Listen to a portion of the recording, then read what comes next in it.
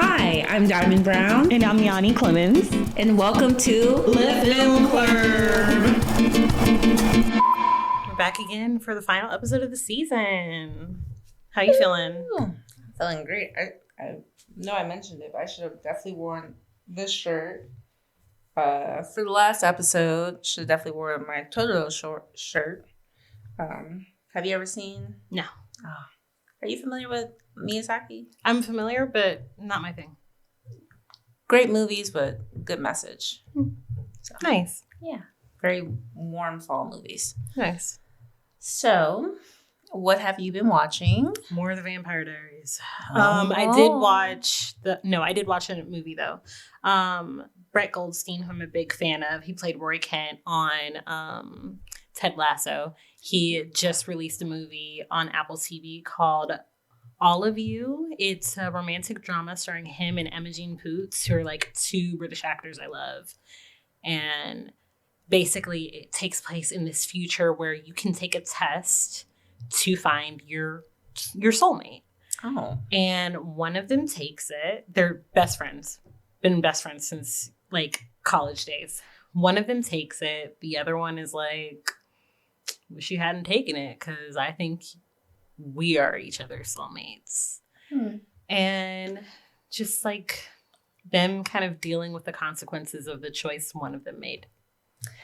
That reminds me of a Black Mirror episode, remember? And they were like many universes for them to get it right. Yeah, that's from what I've gathered. I haven't watched as much of Brett Goldstein's work that he's like created or written on as I would like to, but that seems to be his niche when it comes to the romantic stories he likes to tell. Like futuristic sort of, but still grounded in a reality that we can see. So yeah. Aw, that sounds like it'd be cute. Or was it sad? It was sad, but it was also beautiful. Beautiful and sad. Yeah. Well, I am getting back into K-dramas. I have My Lovely Samsoon. That was like one of the first K-dramas I ever really watched. And I think I'm going to rewatch it. It's like I have it on DVD. So I'm going to just rewatch it on DVD. Shout physical media. And so, yeah, I think I'm going to rewatch that. Amazing soundtrack, amazing actors. Shout Hyun Bin. Shout Classic. So, yeah, amazing. Good food. I think his name Daniel Kang. I think that might be his name. Chang? Kang. Oh. Or maybe it's I'm Daniel. thinking David Chang. My bad. Daniel Kim. I don't remember his name. I'm so sorry. Wait, Daniel Kim? Yeah. Yeah. He tall? Yeah, everybody knows Daniel Kim. Yeah, I think he's in that. Okay. Yeah, so. Nice. Yeah. The closest thing I've come to watching a K-drama is XO Kitty, because I was a really big fan of To All the Boys I Loved Before. Oh. So that's my contribution to K-dramas. If you ever want to get into K-dramas, I will definitely give you a list. Nice. There's certain tropes like rich boy, mean ass mama that is very annoying. Yeah, that's in XO Kitty. Oh, well, see, you're already halfway there. So, yeah. So, our topic for today, our finale, is this Play About Us? Yeah. Movies that are secretly about racism. Or I feel like we should open it up to not just racism, but just like homophobia. This thing is secretly about this other thing. Any minority group, really. For real. And the number one culprit of this is Wicked. Brother, I had no idea. If you would have told me that all of these annoying ass theater girls that I went to school with were like singing songs from this very radical story, it's one of those things where like I did not like Wicked is something that would have been right up my alley as an Idina Menzel fan, as a fan of Wizard of Oz, but I was never into. And it's one of those things where it's like, oh, your fan base does not represent what you are. Yeah, like everyone's like, oh, I love Glinda. Well, of course you do. Of course you do. Of course you do. Of course you do. Yeah. Oh my gosh. That movie, part 1 is really good. Part 2 is coming out in a couple of months. Not to date this, but we are in the past. And then I read the book almost like immediately after watching part 1 and just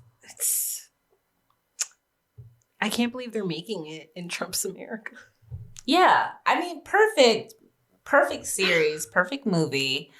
During a time of growing fascism. I wouldn't say perfect series, but definitely, yeah, perfect movie for the time. Yeah. Yeah. The books, nah, I have problems. Well, but I also have problems with the musical because of how it adapts the books, because just we could have gone harder. Mm-hmm. Just in general. But yeah, it's definitely like watching it. I was like, because she was like the DEI.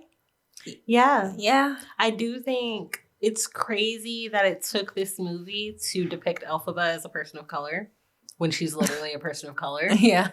Like, a person of color. Yeah. And yeah, just inspired casting. Picking Cynthia Erivo. I remember talking about the movie with someone and they were like, well, isn't it a little racist that they, like, couldn't it have easily been Cynthia Erivo as Glinda and Ariana Grande as Elphaba? And I was like, fuck no. No. Like, no. Literally, no. They're not interchangeable characters. And these are not interchangeable women. And again, I think I mentioned this last time, it's like, how like certain actresses or actors play in these films or these plays, musicals, and they don't, it's like you're doing this highly political. Granted, arts and politics go hand in hand. Yeah. But you're playing in this, and then it's like your politics outside of that. It's like, girl, like, is it sounds like maracas upstairs when you like shake your head. Like, you know, because I know old girl that played Glinda. Which one? Ariana Grande? No, in the play. Kristen Chenoweth. Yeah. Right. Like, it's like, girl. Kristen Chenoweth is interesting politically. Interesting. That's all I got. Yeah. So, you know, but I mean, and Ariana Grande did a great job. I mean, she did, but also if you go back, she is mimicking Kristen Chenoweth's performance. It's just, it seems she has a better sense of awareness. Yeah. Yeah. What are some other movies that fall into this category? Man. Elemental? Yes. Yeah. Yes. Not a lot of people have seen Elemental. A lot of people talk shit about Elemental. I liked it. I loved it. Me Elemental, too. Zootopia. And you lost me. Oh. I don't give a shit about Zootopia. I love Zootopia. It's fine. I feel like we're reaching when we say that movie is about race. I know I mentioned it last time. Beastars. Beastars is like Zootopia grown up in some way. So maybe that's not for you. I don't think so. What's some other things out there? I know you had mentioned to me off mic Fantastic Mr. Fox, a movie I don't know that I've seen, or if I've seen, I don't remember. Fantastic Mr. Fox? Yeah, that's what you said. That's about... I said that? Yes. Was that me being goofy and talking about... No. You were serious, and which is why I brought it up, because I'm like, what do you mean? I don't remember that. Oh. I might have just been saying shit. I'm sorry. Cool. I don't know. That might have been one of those moments where I was, I started going on about... Nothing about, like, Japanese dogs played by white people? Girl, that is not that movie. It's not? Mm-mm. What movie is that? Same director. That's Isle of Dogs. Oh, another movie I've not seen. I mean, you could look at it kind of through that type of lens of how they've just discarded dogs as kind of all the problems are on dogs. But I mean, that reminds me of, now this movie is clearly about race, Fruitvale Station. And like in the commentary, I think it was the commentary, it might have been an interview, but Ryan Coogler was talking about this comparison throughout the film about like the stray pit bull that Oscar Grant finds, and how like pit bulls are like the Black people of dogs, where, you know, they have it where it's like literally they are discriminated against. You can't have a pit bull in a rental property, blah, blah, blah, blah, blah, when it's like they're not being cared for. They're not being supported by the world around them. Yeah. I definitely see that. And it's crazy because people used to say that pit bulls were like nanny dogs. They could put their kids with the dogs and that watch out for. Yeah, but now people aren't taking the time to train them and are just going, it's the breed. Yeah. Yeah. So, and who be having pit bulls? I had a pit bull when I was growing up. We ain't mess with dogs as a family. So, there's definitely, okay. I'm kind of stuck on Isle of Dogs. This was a point you made. I'm not going to say that, but okay. The dogs were definitely discriminated against. Okay. Yeah, but I don't think Mr. Anderson has to put that in the movie. I don't know. I think it'd be odd for him as a man who is married to a Black woman to not. Wrong Anderson. Oh, wrong Anderson. You're talking about Wes? Yeah, I don't know his deal. I don't think he. I don't know his deal. I don't think he got the chops to handle that. But hey, what are some movies? Well, I know that we both boohooed and like needed like a box of Kleenex when we went to go see Inside Out. Yeah. Inside Out 2. Well, yeah. I also boohoo cried when I saw Inside Out once. So. Yeah. And that, I'm like, mental health, y'all. Yeah. Yeah. I was like, ooh, is this movie for grown-ups? But I'm like, again, kind of like going back to what we were talking about in the last episode of like, it's good that children's media is tackling these, like, how am I dealing with my emotions? How am I dealing with like anxiety? Or how am I dealing with like depression? Or and where are those feelings stemming from? And so I think that's beautiful to see. And kind of like, back in the day, like, Hey Arnold, as told by Ginger. Yeah. I wish, sorry, there are bugs here that I'm distracted by. They're very large. But I wonder, like, because of where our landscape is politically, we're not getting as many stories as I would like to see for kids that deal with homosexuality and deal with race in a real way. It's just kind of like we've brushed on it. We've not learned anything from it. And so we're just going to bring it up with no resolution. I wish we had more representation, not even just in children's media, but in all media about those topics and about facing adversity in a real way. And I think that, media is swaying with the political landscape that we're currently in. It's really interesting how it's kind of swaying, kind of like back and forth. And it's like, now things are too woke, or now things are like, oh, well, I don't want to hear about that. I have Black fatigue or something like that. And it's just kind of frustrating. It's annoying because it's like, these are like real problems that as a child, you experience racism, you experience, and, different type of isms or homophobia, transphobia, whatever the case may be. And it's just kind of, those stories do need to be told. Yeah. I did want to mention Passing. It's maybe one of the better Netflix originals I've ever seen. On its face, it is about being a light-skinned woman passing for white and moving through those white spaces. But when you look deeper, as well as if you read the short book, like when I say short book, I mean like maybe 40 pages, that the movie's based on, it's also about passing as straight. Because you got these two women who clearly are in love with each other, passing in their relationships and in their lives in a multitude of ways. That movie's really, really great. And also, if I remember correctly, directed by a white passing biracial woman. That adds even another layer to it.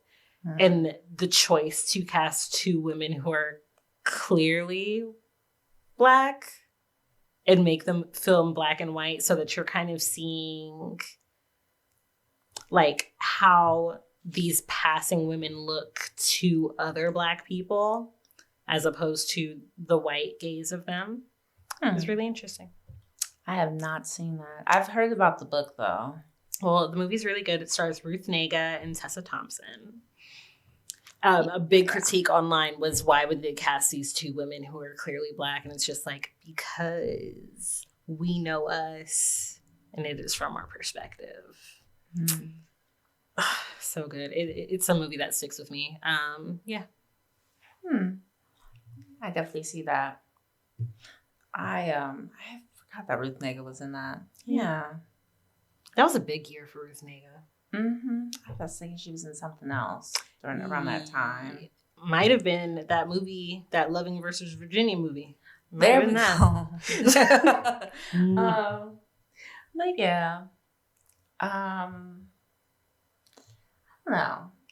It's so interesting too how media, it's because sometimes, how do I say this? Sometimes it feels like when you're watching a show, and I don't know, obviously, but it's so interesting that even if someone doesn't look like me, or even if someone doesn't have the same background as me, or like the same diagnosis or whatever, it still can be really relatable. Yeah. And I mean, that just even goes more to show like, we're all more the same. Right. We are different. Right. And that's why telling these stories, in diversity is so, in inclusion, they're just so important. Absolutely. Yeah. I was gonna mention Turtles All the Way Down, but I feel like that's more overtly about mental health. But it's still, the experience I had reading the book was a lot different than my experience watching the movie. But it definitely it puts you in the headspace of a thought spiral of an OCD person, and it's a really good representation of that. Yeah. Yeah. And I think that's a lot more relatable to anyone who's experienced anxiety on a large scale or in not been able to identify it. Because I know that reading that book is something that helped me kind of identify that within me. I can see that. I kind of felt that way when I watched Shiva Baby? Shiva Baby. Sorry. When I watched Shiva Baby. Because it's like, I'm not Jewish, but like the kind of overbearingness that family can sometimes be, especially in situations of like death or like a big family event. Yeah. In certain expectations, that how that was filmed so dizzying. And like anxiety inducing. It was very relatable. Yes. Also, another movie that's also about sitting Shiva that I think does a really good job of capturing that is This Is Where I Leave You. That one had Tina Fey, Dax Shepard, Jane Fonda, and Adam Driver. And yeah, it really touches in that same way about grieving and coming together as a family and also feeling so separate from family. Yeah. Yeah. It's a really good movie. I really appreciate the depictions of like what grief and mourning looks like from like the Jewish culture. And I do want to like actually take a second to really appreciate how much more representation we're seeing lately of the Jewish faith in media. Now, I don't know how much truth is in that for like Jewish people in terms of like, do they feel seen and represented in these stories, especially considering movies like This Is Where I Leave You, where it's about a Jewish family, and I don't think a soul in there, except for maybe Adam Driver, is Jewish? Question mark? Maybe. Big maybe. Big fat maybe. I know none of those other people I mentioned are. But yeah, I always wonder about that, especially like as I get older and I'm starting to see more. I mean, I'm seeing less movies and TV shows that are about the Black experience than before, but I'm seeing more of it that's actually from Black creators and like what a difference that makes versus movies that are starring Black people, but then everyone behind the scenes are not Black. Yeah. Yeah. And I mean, even like representation inside of representation. Like, yeah, someone might be Black, but like skin color comes into that. The colorism. Netflix is such a criminal of that. Yeah, we've got Black people in our shows. They're all biracial. Yeah. And they all look like this. Yeah. And none of them look like any other representation of what Black people look like at all. The men are always dark skinned. The women are always biracial. Right. It's crazy. Yeah. And it's like, sometimes, and, I don't really feel represented by, I might really enjoy seeing someone else, but like, I don't necessarily watch it like, oh yeah, I get that, Yeah. Unless like that's what the story is giving. Yeah. I think the most represented I've felt as like a Black woman in my skin is seeing Insecure. Yeah. Insecure, Awkward Black Girl. Right. Which I can't stress enough are two different things. Yeah. Actually, I think that's it. End of list. Yeah. Everything else is just like, oh, this girl's a little too cool to represent who I am, or too rich or something. I don't know.